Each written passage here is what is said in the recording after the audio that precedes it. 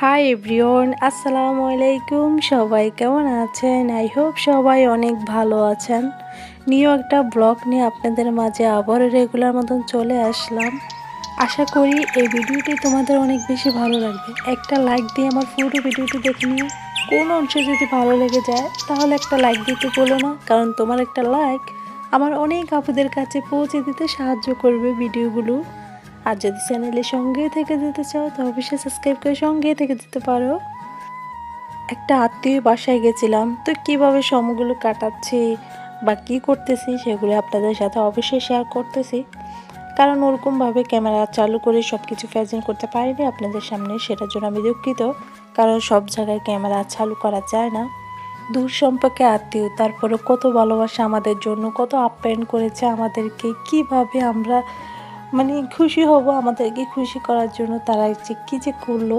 তো যাই হোক, এসব মানুষ আসলে মনে রাখার মতন। এর মাঝে বিকালে একটু ঘুরতে বের হলাম জামাইকে নিয়ে। তো জামাইয়ের সাথে একটা ভিডিও বানানোর জন্য যে কত বাজে করা হয়েছে, ও ইচ্ছে করে আমার সাথে এমন করে ভিডিওটা নষ্ট করে ফেলে। এটা হলো সে আমাকে রাগানোর জন্য। আমি তো অনেক রেগে যাই। গতকাল একটা আপুর ভিডিও আমি দেখেছি, আপুটা বাংলাদেশি মম তিশার বিষয় নিয়ে অনেক কথা বলেছে। সেখানে আমি মনে করি আমার দুইটা কথা বলার রাইট আছে। বাংলাদেশি মম তিশা নাকি তার বংশগত সবাইকে ব্লগিং করা, হ্যাঁ এটা আমি মানি। ওই আপুটা এমন ভাবে বলতেছে যে নাতিপুতি এমনকি ঘরের টিচার, কাজের বুয়া সবাইকে নিয়ে ব্লগিং করা। তো আমার সরল মনে একটাই প্রশ্ন জাগে যে যাদেরকে ব্লগিং করে তারা কি ব্লগিং করে ইনকামের টাকা কি তিশাকে দেয়? সে এটা দোষ করছে না। এটা যদি কেউ দোষী মনে করে, আমার মনে হয় না সে কোনো দোষ করছে। সে এটা ইনকামের পথ সবাইকে দেখাই দিতেছে। তুমি যে আপুটা বলেছো, তুমি কি এই কাজটা কারোর জন্য করবে? একদমই না। যাদেরকে ব্লগিং করাচ্ছে কিন্তু তারা কিন্তু 2টা টাকা ইনকাম করে, মনের একটা দোয়া ওটা কিন্তু তিশা আপুর উপরও কিন্তু পড়ছে। এটা কিন্তু সে ভালো কাজ করতেছে।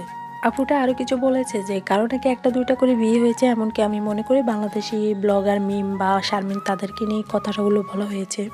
একটা কথা মাথায় রাখবেন, বিয়ের ডিভোর্স এগুলো কিন্তু আল্লাহর হাতে। মিম কেন বিয়ে করেছে? মিম তো সিঙ্গেল মাদার হয়ে থাকতে পারতো, মিমের তো ইনকাম আছে। কেন সে বিয়ে করলো? সে ফ্যামিলি অমতে বিয়ে করেছে। আরও কত টাইপের যে কথা বলা হয়েছে, আসলে দরকার নেই কারো পার্সোনাল বিষয় নিয়ে কথা বলা।